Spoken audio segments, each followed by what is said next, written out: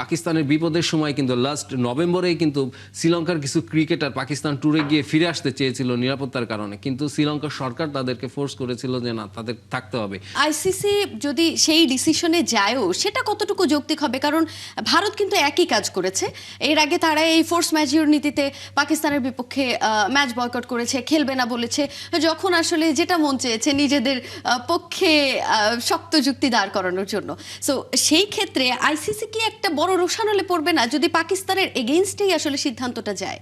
আসলে আপনি সবচেয়ে বড় কথা কি, মানে আমরা তো এটা সবাই জানি যে ভারত যতটা আইসিসিকে টাকা কিংবা পয়সা দেয়, তো আইসিসি কিন্তু অনেকটা মানে ওই তাদের কথা আমরা জানি যে তাদের একটা বড় প্রভাব আছে এখানে। এবং আপনি যেটা বললেন যে চ্যাম্পিয়ন্স ট্রফিতে যেটা ভারত করেছিল যে তারা এই ফোর্স ম্যাজিওর নীতিতে তারা খেলতে যায়নি, এবং আইসিসির এখন যুক্তি হচ্ছে সেই চুক্তিটা হয়েছিল পিসিবি এবং বিসিসিআইয়ের মাধ্যমে একটা সমঝোতা চুক্তি হয়েছিল যে তারা একে অন্যের দেশে যাবে না, এবং এটা 2027 পর্যন্ত তাদের এই চুক্তিটা আছে।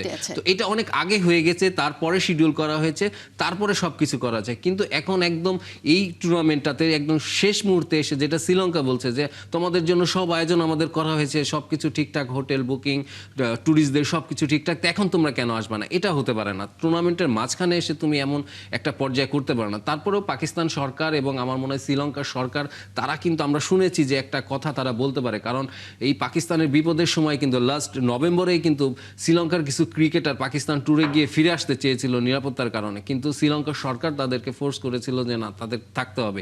তো এই অবদানটা পাকিস্তান সরকার কিন্তু ভুলতে চাচ্ছে না, এবং তারা এটা স্বীকার করে আমার মনে হয় যে একটা সমঝোতার দিকে এগোচ্ছে। এবং আমি যেটা বললাম যে লাহোরে যে শান্তি বৈঠকটা হচ্ছে, কি হতে পারে, সম্ভাব্য কি হতে পারে, আপনার কি মনে হয়? আমার মনে হয় যে সবকিছুর পরে এখনো হাতের সময় আছে, এবং 15 তারিখ ম্যাচটি হবে। কারণ ভারত পাকিস্তান ম্যাচ ছাড়া আসলে আইসিসির ইকোসিস্টেম বিশ্বকাপ জমে না, এবং এখানে বাংলাদেশও নেই।